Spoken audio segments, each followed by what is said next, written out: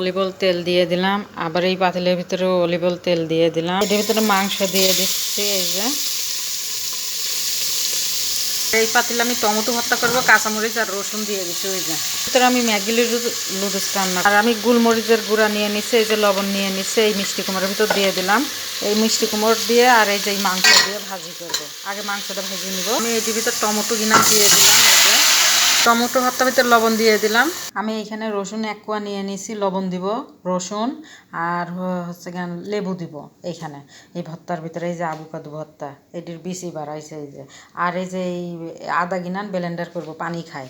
আর এই যে সালাতের ভিতরে লাল দেখা যাচ্ছে, এটি হচ্ছে গান লাল পাতাকপি। এই যে এইগুলো লাল পাতাকপি। আর এই যে গমের ভাত রান্না করব।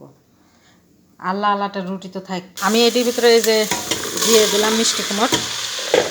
আমি এখানে অলিভ অয়েলের তেল দিয়ে দিছি, আর এই যে লবণ দিয়ে দিলাম।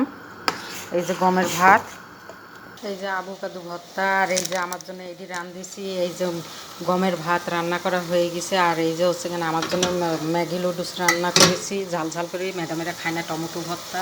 আর এই যে ভাজি করা হয়েছে। ভিডিওটা ভালো লাগলে লাইক কমেন্ট শেয়ার করে দেবেন। এই মানুষটার পাশে থাকবেন, বাজে মন্তব্য করবেন না। আসসালামু আলাইকুম।